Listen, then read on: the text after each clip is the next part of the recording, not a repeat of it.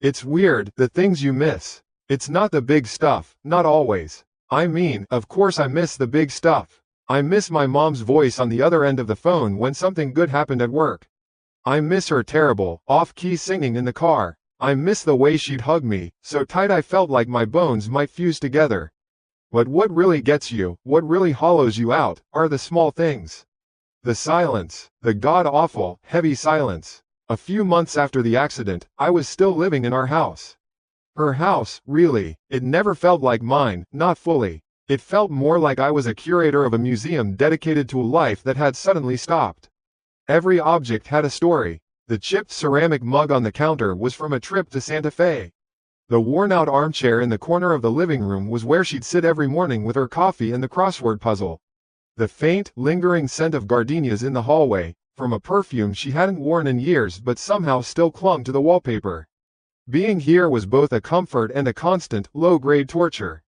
My evenings had fallen into a predictable, numb routine. I'd get home from my paralegal job, lock the door, and the silence would just fall on me.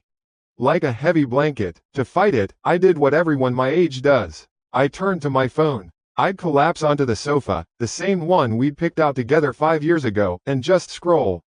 Endless scrolling. Instagram reels of people I didn't know living lives I didn't care about. Political arguments on Twitter that made my head hurt. TikToks of dogs doing funny things that might earn a short puff of air from my nose, but never a real laugh.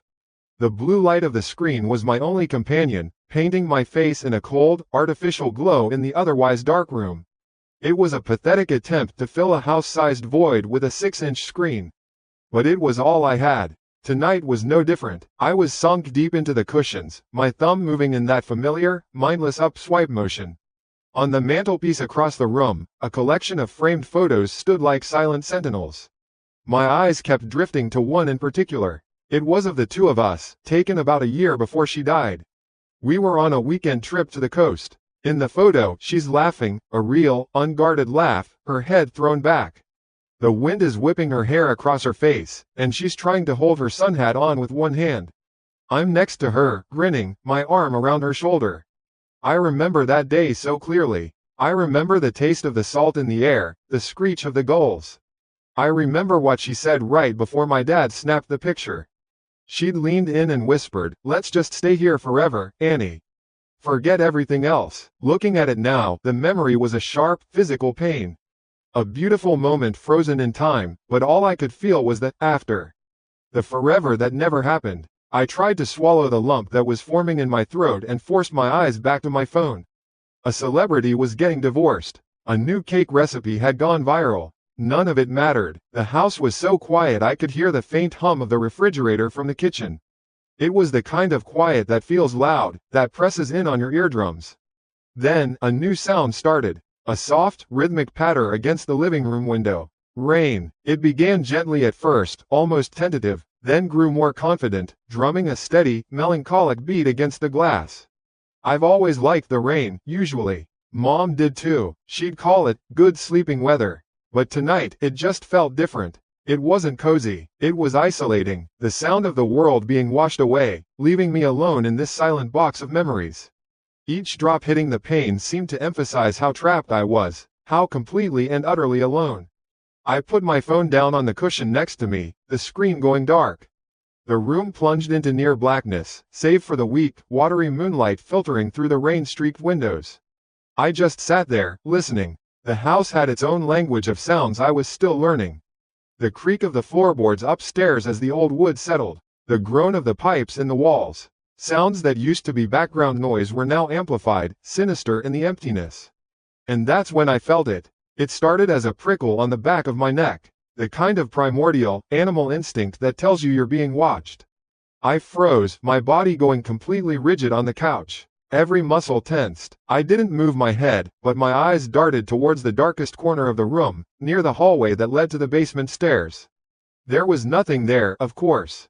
Just shadows. A tall floor lamp, unplugged and dark, cast a long, distorted shape on the wall.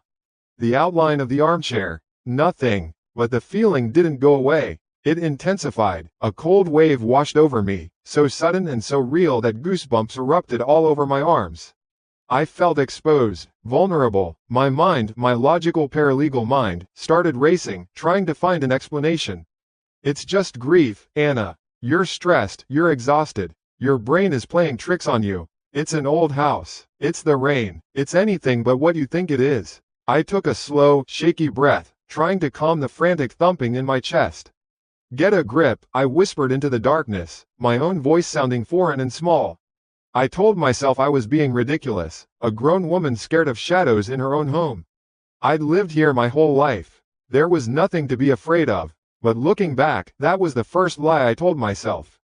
The first of many. I forced myself to move, to break the spell. I reached over, fumbled for the small lamp on the end table, and clicked it on. A warm, yellow light flooded my small corner of the room, pushing the oppressive shadows back. The scary corner was just a corner again. The floor lamp was just a lamp. I let out a breath I didn't realize I'd been holding. See? Nothing. Just my overactive imagination feeding on loneliness. I felt a little foolish. I picked up my phone again, ready to dive back into the meaningless distraction, to silence my own stupid thoughts. The house was still quiet, except for the steady rhythm of the rain and the reassuring hum of the fridge. Everything was normal, safe, and then my phone lit up the darkness. It didn't ring. I always kept it on silent. It just vibrated, a hard, buzzing tremor against the palm of my hand. The screen glowed, bright and insistent. My heart, which had just started to slow down, gave a violent jolt, slamming against my ribs. I stared at the screen, and the air left my lungs in a single, silent gasp. My blood ran cold. Across the screen, in simple white letters against the picture of her smiling face from that day at the beach, was the caller ID. Mom. Time just stopped. That's the only way I can describe it. The world, the rain, the creaking old house, it all dissolved into a low hum in the background. The only thing that was real was the glowing rectangle in my hand. Her picture, the one from the coast, smiling at me. And beneath it, that one impossible word, Mom. My thumb hovered over the screen. It was trembling so badly it looked like it belonged to someone else. Part of my brain, the logical part, the paralegal part that organizes facts and evidence, was screaming. It was screaming that this was impossible, that this was a glitch, a spoofed number, a cruel, elaborate prank. People die. They don't call you on FaceTime a few months later. That's a rule. It's one of the first, most concrete rules of the universe you learn. But there was another part of me, a deeper, younger part. A part that still felt like a little girl who'd lost her mom. And that part whispered, what if? What if it was real? What if I didn't answer, and it was my one chance? What if I rejected the call and spent the rest of my life wondering? The what if was a poison. It was a hook, and it was already in me. I couldn't not know. My breath hitched in my throat, a dry, painful little sound. I squeezed my eyes shut, and I swiped my thumb across the screen. I accepted the call. For a second, the screen was black. A connection lag. In that single second of darkness, 1,000 horrible images flashed through my mind. A distorted, demonic face. A ransom video. A black screen with just a voice. My heart was hammering against my ribs so hard it felt like a trapped bird trying to break the cage. And then the connection cleared, and I forgot how to breathe. It was her. It was my mom. It wasn't a grainy picture or a choppy, pixelated mess. It was perfect, crystal clear, like she was in the next room. She was sitting in a chair, and behind her was a window framing a scene I couldn't quite make out. It looked like a garden, maybe? Full of soft, out-of-focus colors, greens and pinks and yellows, all bathed in a warm, gentle light. She was wearing a cream-colored sweater I'd never seen before, and her hair looked healthy. The way it did before the last few stressful years had thinned it out. She looked peaceful, rested, and she was smiling, not the posed smile from the beach photo on the caller ID, but her real, soft smile. The one that made the corners of her eyes crinkle up. Annie? Her voice. Oh God, her voice. It wasn't a recording. It wasn't tinny or synthesized. It was her. The same warmth, the same gentle lilt. It filled the silent living room, a sound so familiar and so impossibly longed for that it felt like a physical blow. A sob caught in my chest, a weird, strangled noise. I couldn't speak. I just stared, my eyes wide, tears instantly welling up and blurring the perfect image on the screen. Her smile widened. It's okay, honey, she said, her voice impossibly gentle. Don't cry. I'm okay. See? She gestured a little to the beautiful, blurry garden behind her. This place, it's beautiful, so peaceful. I wanted you to know. I wanted you to stop worrying. I'm alright, Con Guy. Con Guy, my daughter, the Vietnamese term of endearment she'd used my whole life. A hacker wouldn't know that. A prankster wouldn't know that little detail, that intimate piece of our language. My mind was a complete civil war. One side was weeping with a joy so intense it was painful, a tidal wave of relief and love and disbelief. She's okay, she's somewhere beautiful, it's a miracle, but the other side, the logical side, was still there, huddled in a corner, screaming that this was wrong. This was fundamentally, existentially wrong. The perfection was the problem. The lighting was too good. The connection was too stable. My mom, a woman who could barely figure out how to forward an email, was making a flawless video call from where? Heaven? The afterlife had 5G? It made no sense. It was all too clean. Too produced. It felt like watching a movie of my mom, not my actual mom. I opened my mouth to try and say her name, but only a choked gasp came out. I was drowning in hope and in a rising, sickening dread. She was still talking, her voice a soothing balm. I miss you, of course. So much. But you have to be strong, Annie. You have to keep living. For both of us, okay? I nodded dumbly, the tears now streaming down my face, dripping off my chin onto my shirt. I was so focused on her face, on memorizing every line, every micro-expression, trying to burn this impossible moment into my memory. And that's when I saw it. It happened so fast I thought I'd imagined it. As she said the words, "Be strong," something moved in the frame behind her, over her left shoulder. It was just a flicker of motion in my peripheral vision, in the sliver of space between her shoulder and the edge of the screen. I narrowed my eyes, trying to focus past her radiant face. And then it happened again. A hand. It wasn't her hand. It was a hand that did not belong in that peaceful, sun-drenched garden. It was thin, skeletal almost. The skin was pale and grimy, dirt-caked under long, jagged fingernails. It shot out from just off-screen into the frame for a split second, hovering in the air behind her. And it made a gesture. The grimy fingers splayed wide, then clenched into a tight, desperate fist. It did it again. Wide. Fist. It was frantic. A silent, screaming gesture. A gesture that, in any language in the world, means one thing. Stop. Cut it off. Hang up. The blood in my veins turned to ice. The two images on the screen waged war in my brain. My mother's serene, smiling face, her calm, loving voice telling me everything was okay. And behind her, unseen by her, this desperate, dirty hand, frantically, silently begging me to do the opposite. To sever the connection. I love you so much, sweetheart, her voice said, still warm, still perfect. But her face, her perfect face, suddenly looked wrong. A mask. The smile didn't reach her eyes anymore, or maybe it never had, and I had just wanted to believe it did. The beautiful garden behind her no longer looked serene. It looked fake, a green screen, a backdrop for a hostage video. The hand appeared one last time. Fist. Open. Fist. My body moved before my brain did. It was pure animal instinct. A jolt of adrenaline so powerful it made my teeth ache. My thumb, no longer trembling but moving with convulsive speed, jabbed at the red icon on the screen. The call ended. The screen went black. My face, pale and horrified, was reflected back at me. I was panting, huge, ragged gulps of air, as if I'd just been held underwater. I dropped the phone onto the sofa cushions like it was red hot. It bounced once and fell face down, a dark, inert slab. The silence that rushed back in was 1,000 times heavier, 1,000 times more terrifying than before. The only sound was the rain and the frantic, wild thumping of my own heart. What the fuck? I whispered to the empty room. The words came out shaky, raw. What the fuck was that? My mind raced, trying to build a wall of logic against the terror that was threatening to swallow me whole. It had to be a deepfake. That's what it was. A sick, twisted, incredibly well-made deepfake. Someone, some monster, had gotten videos of my mom, fed them into a program, and what? Was trying to scam me? Was this some new, unbelievably cruel phishing attempt?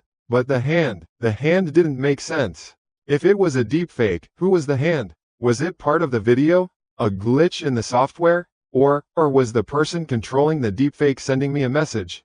A second person in the room? A victim? Was my mom's image being puppeteered by someone who was themselves a prisoner, trying to signal for help?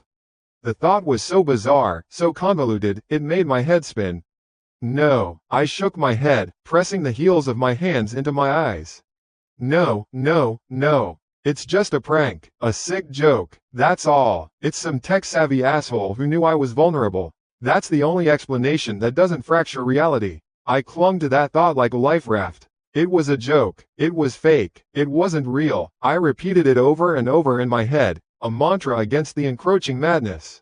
I was okay. I was safe in my locked house. I took a few deep, shuddering breaths, trying to slow my heart rate. The initial adrenaline spike was fading, leaving a cold, trembling exhaustion in its place. I felt foolish and raw and violated. The image of her smile, which for a few seconds had brought me a taste of impossible joy, was now curdled in my memory, tainted by the image of that grimy, desperate hand. I sat there for what felt like an hour, but it was probably only 5 minutes.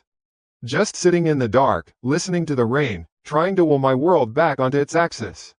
I was starting to believe my own explanation. It was a hacker. I'd report the number in the morning. I was fine. Then, a soft buzz vibrated through the sofa cushion next to me. I froze. Slowly, like it was a venomous snake, I reached for the phone. I turned it over. The screen was lit up again. It wasn't a call this time. It was a text message. From Mom. My hands were shaking so hard I could barely read the small white letters, but I didn't need to. The words burned themselves into my retinas, into my soul. They were simple, casual, and they were the most terrifying 5 words I had ever read. Why did you hang up? I wasn't finished talking. Sleep didn't happen. It wasn't even an option. I spent the night on the sofa, still in my damp clothes, with the phone beside me. It was like having a live scorpion on the cushion. I was terrified to touch it, terrified to look away from it. Every few minutes, my own reflection in the dark screen would startle me. I just stayed there, curled into a ball, replaying the last 24 hours in my head. The text message was burned onto the back of my eyelids. Why did you hang up? I wasn't finished talking. The words were so casual, so mundane. That's what made them so monstrous. It wasn't a threat. It was a complaint, a petty, parental guilt trip sent from beyond the grave. Or, my mind corrected, from a hacker's laptop somewhere. That had to be it. I clung to that explanation like a child clings to a blanket in a dark room. It was a hacker, a very, very sick hacker. Around 3 a.m., fueled by a nervous energy that felt like drinking a gallon of acid, I finally picked up the phone. My fingers were stiff and cold. I went online. I typed every variation of deepfake video call scam I could think of. I found articles, of course. Stories about CEOs being tricked into transferring money, about politicians being embarrassed. But nothing like this, nothing so personal, nothing that targeted a grieving daughter with a perfect replica of her dead mother. And none of the articles explained the hand. That desperate, grimy hand. It didn't fit the scam narrative. Was it a co-conspirator? A glitch in the program? The question just led to a dead end in my brain. I fell into a thin, dreamless sleep for maybe an hour, just before dawn. I woke up with a crick in my neck and a feeling of profound, soul-deep dread. The gray morning light filtering through the blinds seemed menacing. The silence of the house was a physical presence. The rest of the morning was a pathetic attempt at normalcy. I made coffee, but my hands were shaking so badly that grounds spilled all over the counter. I sat at the kitchen table and tried to eat a piece of toast, but it tasted like cardboard. Every sound was magnified. The hum of the refrigerator was a low growl. The tick of the hall clock was counting down to something. When a bird flew into the kitchen window with a dull thud, I yelped and dropped my mug, shattering it on the floor. I just stood there, staring at the mess of coffee and ceramic shards, my heart hammering against my ribs. I was coming apart. I knew I should call the police. But what would I say? Hello, officer? My dead mom called me last night, but I think it was a deepfake, except there was this weird hand, and then she texted me. They'd think I was crazy. They'd send a social worker, not a detective. They'd say I was hallucinating from grief. And maybe I was. Maybe this was all just my psyche snapping in two. I spent the next few hours just cleaning, scrubbing floors, wiping down counters, organizing cabinets that were already organized. I needed the motion. I needed to do something that had a clear beginning and a clear end, something I could control. It was a flimsy shield, but it was the only one I had. The whole time, I kept my phone in my back pocket. I could feel its weight, its potential. I both craved and dreaded it ringing again. It happened around 2 in the afternoon. I was in the living room, folding a load of laundry on the sofa, when the chirpy, upbeat ringtone I'd assigned to her years ago filled the air. My mom's ringtone, the sound I'd once loved, the sound I thought I'd never hear again, was now the most terrifying sound in the world. I froze, my hands tangled in a bedsheet. The phone was buzzing violently on the coffee table. Her picture was there again, the same smile from the beach. I stared at it. Ring, ring, ring. My mind was screaming, don't answer, let it go to voicemail. It's a trap, it's poison. But the other part of me, the part that was still drowning, whispered back. But what if? What if the hand was a real person asking for help? What if this is the only way to figure out what's going on? The not knowing was its own kind of torture. The ringing stopped. Silence. A wave of relief so intense it made me dizzy washed over me. It's over. They gave up. Then, immediately, it started ringing again. They were persistent. Whoever this was, they weren't going to just let it go. And in that moment, I knew I couldn't either. I couldn't live like this, jumping at shadows, waiting for the next spectral call. I had to face it. My hand shot out and grabbed the phone. I swiped to answer, but this time, I was smarter. I immediately pressed the icon to turn my own camera off before the connection went through. They could see me, maybe, but I wasn't going to let them watch me. A small, pathetic act of defiance. The screen flickered, and then the image resolved. My breath caught in my throat. It wasn't the beautiful, sunny garden anymore. The background was completely different. It was dark, gray. It was a wall of rough, unfinished cinder blocks, streaked with dampness. I could see thick cobwebs hanging in the upper corner, and a single, bare light bulb overhead cast long, distorted shadows. I knew that wall. I knew that single, naked bulb. I knew the way the dampness had stained the concrete in a shape that looked vaguely like a map of South America. I knew it with a certainty that was bone deep and absolute. It was the back wall of our basement. My blood turned to ice water. The hacker wasn't in some anonymous boiler room across the world. They were broadcasting from a room 20 feet below where I was standing. Her face, my mother's face, swam into view. The deepfake was just as perfect as before, but the expression was different. The gentle smile was gone. In its place was a look of mild disappointment, of parental frustration.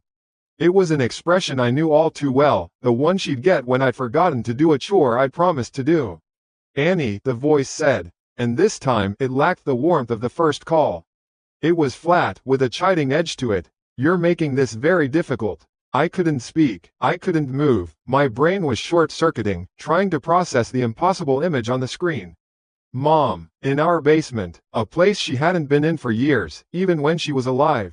She hated the basement. She said it was cold and smelled like dirt. Don't you believe me, honey? The voice continued, tilting its head in that familiar, questioning way. You don't trust your own mother? The words were a mockery, a twisting of the knife. I still couldn't form a sentence. My throat was clamped shut. The face on the screen sighed, a perfect digital recreation of my mother's exasperated sigh. You didn't go down and look, did you? I told you I wanted you to find that old keepsake box. Your grandmother's box. The world stopped. Grandmother's box. It wasn't just a box. It was a specific, battered cardboard box filled with old sepia-toned photos, a few pieces of my grandmother's costume jewelry, and a dried corsage from my mom's high school prom. After Grandma died, Mom had a difficult day and packed it all up.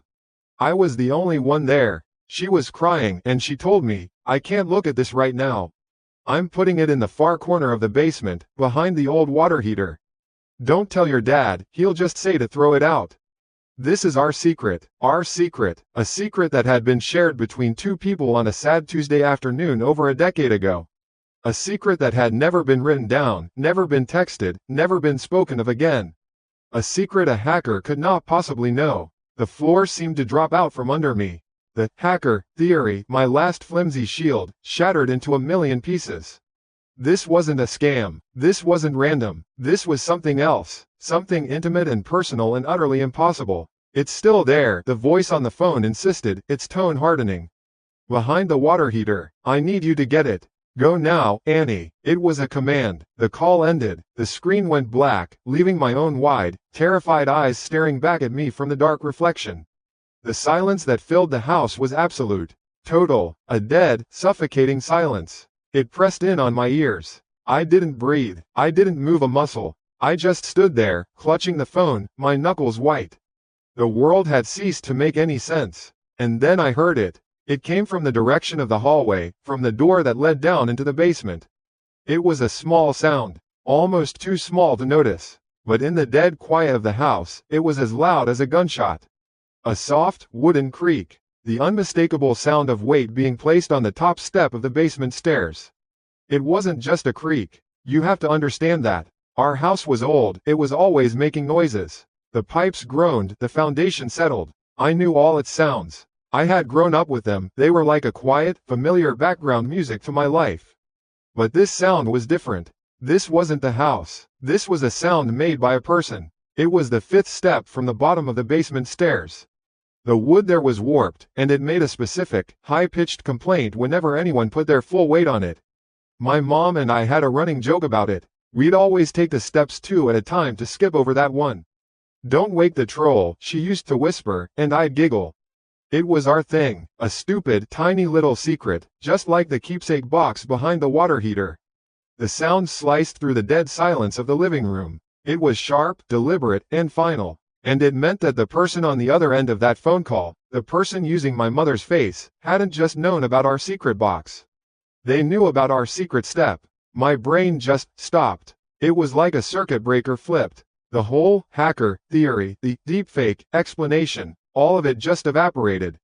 Those were abstract, digital fears. This was wood and weight and presence. This was a physical body in my house, 20 feet away, at the bottom of a flight of stairs. The blood in my veins didn't turn to ice, it felt like it turned to sludge. I couldn't move, I couldn't breathe, I just stood there, in the middle of the living room, clutching a phone that was now just a dead piece of black glass. My own terrified face stared back at me. The silence that followed was worse than the sound itself. It was a listening silence. I knew, with a certainty that went deeper than thought, that whoever was down there was listening for me, just as I was listening for them. My entire world had shrunk to the space of that house, and the house had become a trap. Every floorboard was a potential betrayal. Every breath I took felt like a shout in the stillness. I don't know how long I stood there. It could have been 10 seconds or 10 minutes. Time had lost all meaning. All I could hear was the frantic, hammering pulse in my ears. Thump, thump, thump, thump. It was so loud, I was sure they could hear it downstairs. Then, a survival instinct, cold and clear and separate from the panic, finally cut through the fog. Move, get out, or get somewhere safe. Running for the front door was out. To get there, I'd have to cross the hallway, right in front of the basement door. I couldn't risk it, the only other way was up. I started moving, not running. You see it in movies, people scream and sprint. I didn't, I moved like I was wading through deep water. I lifted my foot, placed it down on the hardwood floor with an agonizing slowness, trying to distribute my weight so it wouldn't make a sound. I started backing away from the hall, towards the main staircase that led to the second floor. One step, silence. Another step, my own quiet inhale sounded like a gasp. The house was a minefield now. The little rug in front of the sofa, the spot on the floor near the bookshelf that always creaked. I navigated them like a soldier crossing enemy territory. My eyes were locked on the dark opening of the hallway that led to the basement door. It was just a black rectangle, an absence of light. But it felt like a living thing, a predator's open mouth, waiting. I imagined them standing there, just inside the shadows, watching me. Waiting for me to make a mistake. I reached the bottom of the main stairs. My hand found the smooth, cool wood of the newel post. I clung to it like it was a life raft. I risked a glance back at the hallway. Nothing, just darkness, just the crushing, awful silence. And then I broke. The slow, careful retreat was over. I scrambled up the stairs on my hands and feet, like an animal. My jeans scraped against the wooden steps, a loud, rasping sound. I didn't care anymore. The only thought was up. Height meant safety, a door to lock, a barrier. I reached the second floor landing, gasping for air, and ran into my bedroom. It was the furthest room from the stairs. I slammed the door shut, the sound echoing through the house like a gunshot. It was a terrible, loud announcement of my location, but the feeling of that solid wood between me and whatever was downstairs was worth it. I fumbled with the lock on the doorknob, my fingers slick with sweat and shaking too much to work properly. Click, it finally engaged. I slumped against the door, my back pressed hard against the wood, as if I could physically hold it shut. I was panting, my chest burning. I listened, I strained my ears, waiting for the sound of footsteps on the stairs, coming for me. But there was nothing, only the sound of my own ragged breathing and the thumping of my heart. Was I safe? For a second, a tiny, insane second, I felt a wave of relief. Locked door, I'm safe. But it was fleeting. A lock like this, a simple bedroom lock, was a joke. It wouldn't stop anyone who was determined. It was a suggestion, not a barrier. I looked around my room, my sanctuary, and saw it with new eyes. It wasn't a safe place anymore. It was a box, a corner. My window looked out over the backyard, a 12-foot drop onto hard-packed dirt. Not an option. I was trapped. My eyes landed on the dresser. It was old, solid oak, a beast my dad and his friend had nearly broken their backs getting up the stairs years ago. It was full of my clothes. It was heavy. Without another thought, I lunged for it. My adrenaline was afire in my veins. I gripped the sides and pulled. It resisted, groaning in protest. The legs scraped against the hardwood floor, a horrible, screeching sound. I pulled harder, my muscles screaming, my teeth gritted. "Come on," I whispered, a desperate, choked prayer. It moved an inch, then another. I dug my heels in, leaning my entire body weight into it, and slowly, painstakingly, I dragged it across the room until it was wedged firmly against the door. A solid, immovable barricade. There, that felt better. That felt real. I stood in the middle of the room, breathing heavily, sweat dripping down my temples. I had a locked door and a 200-pound dresser blocking it. I was safe. I had to be, but the silence was still there. Waiting, and a new thought, colder and sharper than the rest, pierced through my adrenaline haze. What if they were already upstairs? What if, while I was so focused on the basement, they had come up another way? We had a second, smaller staircase that led from the kitchen to the upstairs hallway. I never used it. I hadn't even thought of it. Had I heard them come up? Or was my own panicked flight up the main stairs loud enough to cover their sound? The room suddenly felt very, very small. The shadows in the corners seemed to deepen and stretch. The half-open door to my closet became a gaping, black void. And that's when I realized I needed to be smaller. I needed to be invisible. I crept over to the closet. It was a walk-in, but not a large one. Just a small, narrow space filled with my clothes and shoes. The air inside was still and smelled faintly of laundry detergent and my perfume. It smelled like me, like safety. I squeezed in behind a row of hanging dresses, pulling the door almost completely shut, leaving only a tiny crack to see through. I crouched down on the floor, my knees pulled up to my chest, making myself as small as I could. I clamped my hand over my own mouth to muffle the sound of my breathing. And so I waited, in the dark. The only thing I had with me was my phone, which I had somehow, through all of this, kept clutched in my right hand. It was my only connection to the outside world, and the very instrument of my terror. It felt heavy, dangerous. The silence in the closet was absolute. I was in a cocoon of darkness and fear. My own thoughts were screaming, "This isn't real. This can't be happening. I'm having a breakdown, a grief-induced psychosis. That has to be it. I'll wake up. I'll be on the sofa, and the sun will be coming up, and this will have all been a nightmare." But I knew it wasn't. The splinters I could feel on my palms from scraping the dresser, the ache in my back, the cold certainty in my gut, it was all real. And then, my phone vibrated. The vibration was violent in the stillness. It buzzed against my leg, a furious, angry tremor in the dark. It was so sudden, so shocking, I almost screamed into my own hand.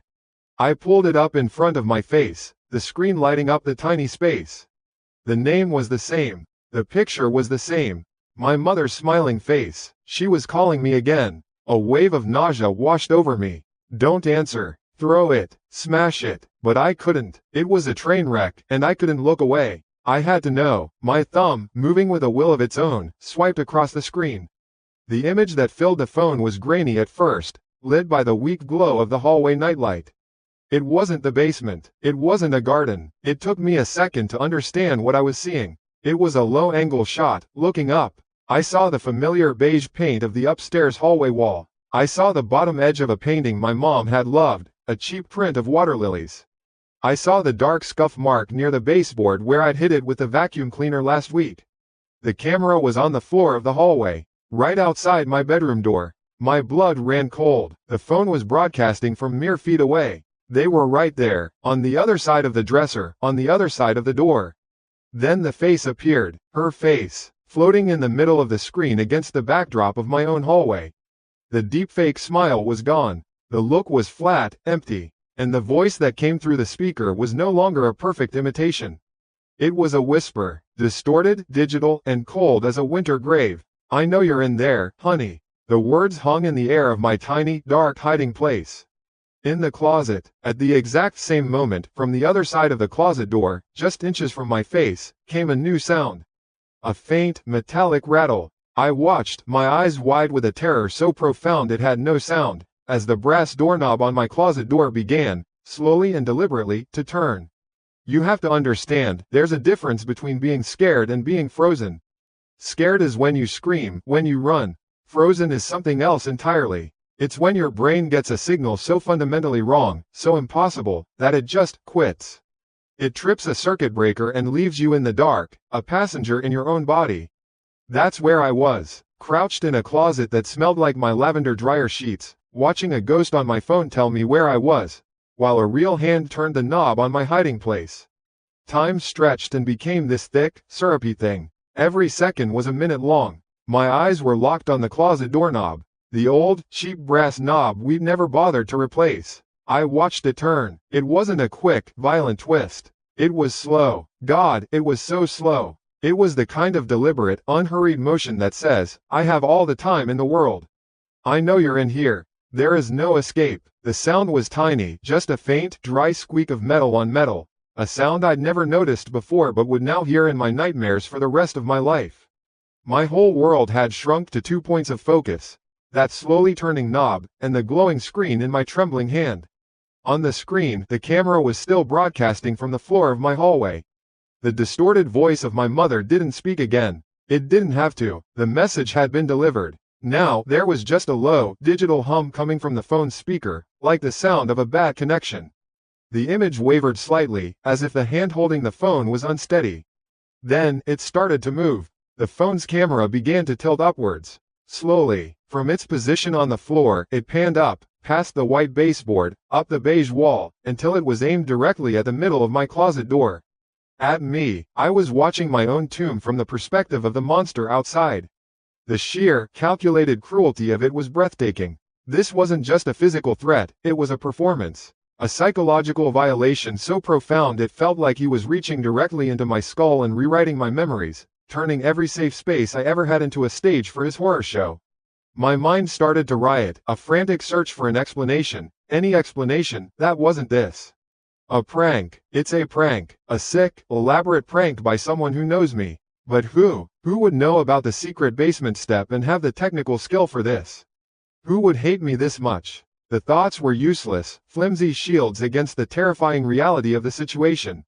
The doorknob had completed its turn. I heard it, a soft but distinct click as the latch disengaged from the doorframe. I held my breath. My own hand was still clamped over my mouth, the skin slick with sweat. The pressure was so intense I could feel my teeth digging into my palm.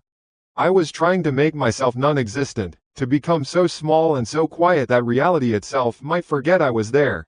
A thin line of light appeared at the edge of the door. He was pushing it open. Again, it was slow, a millimeter at a time. The line of light from the hallway grew, cutting through the dusty darkness of the closet. It illuminated the hanging sleeves of my dresses, the toes of my shoes on the floor.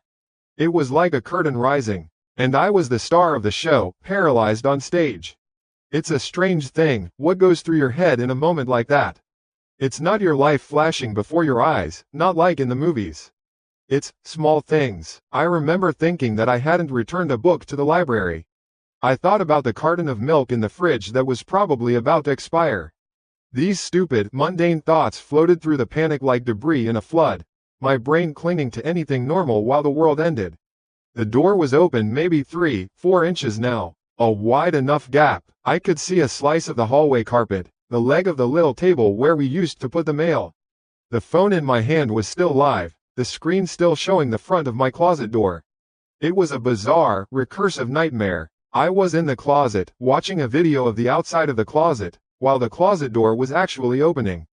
Then, through the gap, a new sound. Breathing. It was low and ragged. A man's breathing. It was labored, wheezy. Like someone who had just exerted themselves, or someone who was trying very, very hard to be quiet and failing.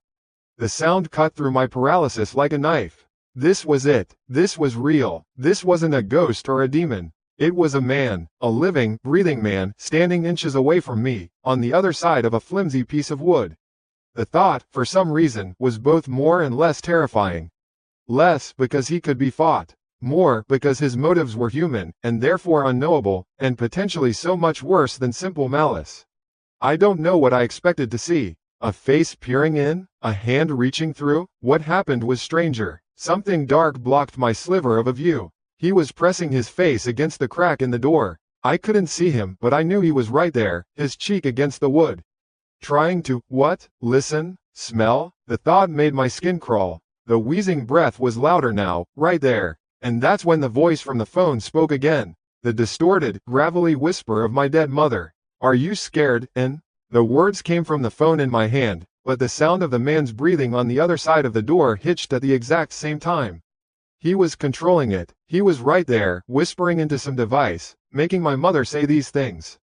He was the puppet master, and my mom, my memory of her, her voice, her face, was his sick, twisted marionette. Something inside me snapped. It wasn't bravery. I need you to be clear on that. It had nothing to do with courage. It was pure, animal instinct. It was the cornered rat turning on the snake. It was the absolute, final rejection of being a victim in this play he was staging. The image of this wheezing, pathetic man using my mother's memory to terrorize me filled me with a rage that was so hot and so pure it burned away the fear. He had crossed a line that was more sacred than my home, more sacred than my safety. He had desecrated her. My muscles, which had been locked and frozen, suddenly felt like coiled springs. I was still on the floor, my knees to my chest. My back was against the closet's rear wall. My feet were planted on the floor. It was a perfect position to generate force. I didn't scream. I didn't think. I just acted. I took one final, ragged gulp of air, and I kicked. I aimed my feet at the center of the closet door and pushed with every ounce of strength I had. Every bit of terror and rage and grief combining into one explosive act of violence. My body was a battering ram. The sound was shockingly loud. It wasn't the neat click of a lock opening. It was the violent, splintering crack of a cheap, hollow core door being ripped from its hinges. The force of my kick blew the door outward, off its top hinge completely. It swung wildly, like a broken jaw, and slammed into the man who was standing right there. I heard a grunt of pain and surprise, a wet, fleshy impact. He wasn't expecting it. He was expecting a terrified, crying girl. He got a battering ram. The momentum carried me forward, out of the closet. I stumbled, half crawling, half falling, out into the dimly lit hallway. For a split second, the world was a chaotic blur of motion. I saw a shape on the floor, a man, tangled up with a broken door, struggling to get his bearings. I saw my phone, which had flown from my hand, lying screen up on the carpet a few feet away. The video feed was still active, now showing a shaky, nonsensical view of the ceiling. I didn't look at him. I didn't try to see his face. Seeing his face would make him real in a way I couldn't handle. Right now, he was just an obstacle, an object between me and survival. He was scrambling to get up. I was faster. My bare feet found purchase on the carpet and I ran. I didn't run like a person. I ran like a deer, propelled by pure, mindless panic. My only thought was out. Get out. The front door. The stairs. Down. Out. I flew past the top of the main staircase, my lungs burning, a scream finally tearing its way out of my throat. It wasn't a word, just a raw, animal sound of terror. I half fell, half surfed down the stairs, my hand slapping against the wall for balance. I hit the bottom landing and didn't slow down. I could hear him behind me now. A heavy, clumsy thudding on the stairs. He was coming. The living room was dark, lit only by the faint glow of streetlights through the window. It looked like a million miles away. The front door was a holy grail, a portal to another world where things like this didn't happen. I ran across the living room floor, my bare feet slapping against the cold hardwood. My hands were out in front of me, fumbling for the locks on the front door. The deadbolt, then the knob lock. My fingers were useless, shaking too badly. Come on, come on, come on. The deadbolt turned with a loud, satisfying thunk. I grabbed the doorknob, twisted, and pulled. The door flew open and I burst out into the night. The night air hit me like a slap. Cold, wet. The rain wasn't a drizzle, it was a downpour, the kind that soaks you to the bone in seconds. It plastered my thin t-shirt to my skin, and the sharp gravel of the driveway dug into my bare feet, but I barely felt it. All I felt was the thrumming, seismic terror that had propelled me out of my own home. My breath came in ragged, burning sobs. I didn't look back. I couldn't. Looking back would mean seeing his face, and seeing his face would make him real in a way my mind simply couldn't process. Right then, he wasn't a person. He was a force, a reason to run, an engine of horror thudding on the stairs behind me. I hit the asphalt of our quiet suburban street and just kept going, my legs pumping on pure, mindless adrenaline. Where was I going? I had no idea. Away. That was the only destination. The world had shrunk to the next 10 feet of wet, black pavement in front of me. Streetlights cast long, watery halos on the ground, making the world look slick and unreal, like a nightmare I couldn't wake up from. A scream was still caught in my throat, a raw, jagged thing that came out as a series of gasping wails. Help! Somebody, please, help me! My voice sounded thin and pathetic against the drumming of the rain. The houses on either side were dark, their windows like vacant eyes. Of course they were. It was late. Normal people were asleep. Normal people weren't being chased out of their homes by monsters wearing their dead mother's face. The thought was so insane it almost made me laugh, a hysterical bubble of madness that died before it could form. Then, a light. 2 of them. It was so bright it blinded me. Headlights. A car was coming down the street. For a split second, a new terror seized me. What if it was him? What if he had a car? But the panic was so total, I didn't have room for a new dimension of it. I just ran straight toward the lights, waving my arms like a lunatic. I probably looked like a ghost, a drowned girl in a white t-shirt. The car, an old, boxy sedan, screeched to a halt, its tires hissing on the wet road. I stumbled to a stop a few feet from the bumper, my chest heaving, my body trembling so violently I thought my bones might shake apart. The driver's side door flew open and a man, maybe in his 50s with a graying beard and a terrified expression, got out, holding his phone like a shield. "Oh my God, are you okay? What happened?" he yelled over the rain. I couldn't form a sentence. Words were a complex technology I no longer possessed. All I could do was point a shaking finger back at my house, the house I grew up in, which now looked like a mausoleum squatting in the dark. "In there," I gasped. "He's in my house." The man's eyes widened. He didn't hesitate. He put the phone to his ear. "Yes, I need police. Now, 1224 Chestnut Lane. There's a girl here, she says someone is in her house. She's hysterical. Please, hurry." Hearing him say it, hearing him make the call, was like a dam breaking inside me. The strength that had powered my legs vanished. My knees buckled and I collapsed onto the wet asphalt, the sobs I'd been holding back finally ripping out of me in a loud, ugly crying storm. The man, the kind stranger, kept a safe distance but stayed on the phone, his voice a calming, authoritative presence in the chaos of my world. "She's on the ground. No, I don't think she's hurt, just terrified. Please." It felt like an eternity, but it was probably only a couple of minutes before I heard it. A distant siren, growing closer, closer, closer, until it was a piercing shriek that filled the entire world. Then another. Red and blue lights flashed, painting the trees and houses in frantic, strobing colors. 2 police cars pulled up, blocking the street. Doors slammed. Officers, clad in dark rain slickers, were suddenly everywhere. One, a woman with a kind but no-nonsense face, immediately came over and draped a heavy, coarse blanket over my shoulders. "It's okay," she said, her voice firm. "We're here now. You're safe." I've never known relief like that. It was a physical thing, a weightlifting that I didn't know I was carrying. I let her guide me to the back of one of the patrol cars. The world outside the window was a blur of motion and rain-streaked light. I saw officers with flashlights drawn, moving cautiously toward my front door, the one I'd left wide open. They vanished inside. More cars arrived. It all felt like a movie, a show I was watching from a very strange, very cold seat. I just sat there, wrapped in the scratchy blanket, shaking, while my teeth chattered a frantic rhythm. They got him. It didn't take long. They brought him out in handcuffs. I only got a glimpse of him as they put him in the back of a different car. I was right not to look before. He was just a man. Tall, skinny, with stringy, wet hair plastered to his forehead. He looked less like a monster and more like an accountant who had made a terrible life choice. There was no visible menace, no evil glint in his eye. He just looked pathetic and confused, which was somehow even more disturbing. At the police station, they put me in a small, quiet room that smelled faintly of stale coffee and disinfectant. The kind officer, her name was Miller, brought me a cup of hot, sweet tea that I held with both hands to stop them from shaking.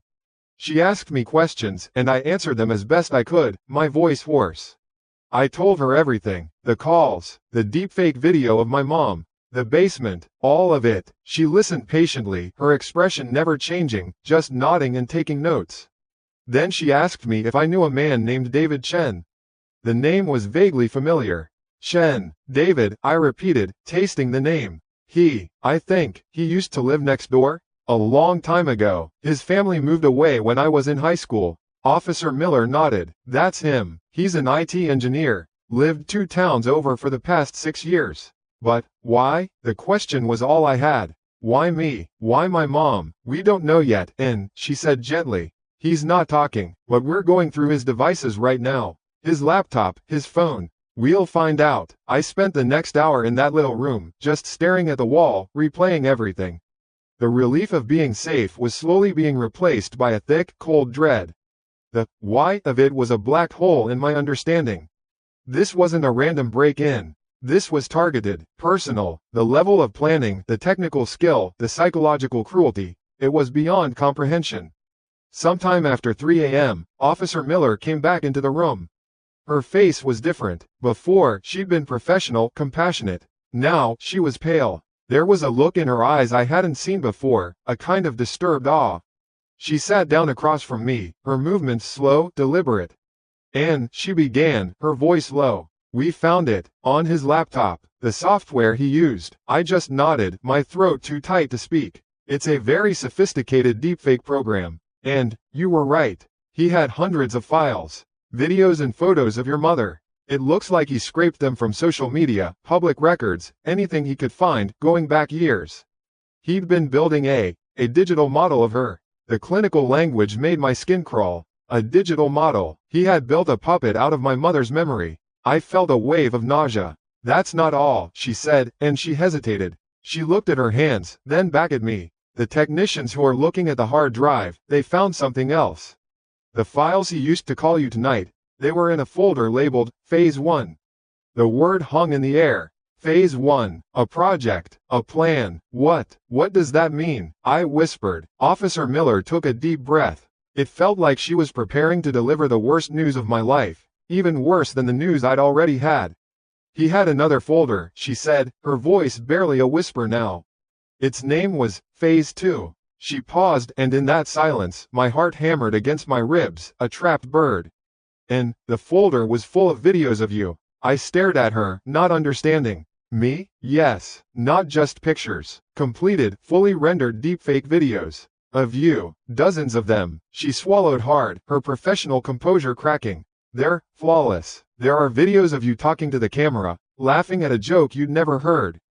A video of you telling his version of your mother, that you were going on a trip for a few weeks and wouldn't be able to call. There's another one of you explaining to your friends that you've decided to quit your job and go off the grid for a while. You're talking about a day you never had, making plans you never made. The cold that had been seeping into my bones all night finally reached my heart and froze it solid. The air in the room felt thick, unbreathable. All the pieces clicked into place, forming a picture so monstrously insane it defied reality. The phone calls, the terror, making me run from the house. It wasn't just about scaring me. That was only the beginning. It was a script. Phase 1 was about getting rid of me, frightening me away, or worse. And Phase 2 was about replacing me. He wasn't trying to bring my mother back to haunt me. He was building a new family. A digital mother who would do what he wanted, and a digital daughter who would be perfectly obedient. My mother was the puppet, and I was the puppet he was getting ready to swap in, once he'd cut the strings on the real thing. The horror of the night, the physical threat, the man in my house, All of it paled in comparison to this. The knowledge that somewhere, on a hard drive, a version of me existed, smiling and talking and living a life I didn't choose, waiting to take my place. The fight wasn't over when I ran out that door. I had escaped the house, but I would never, ever escape that folder.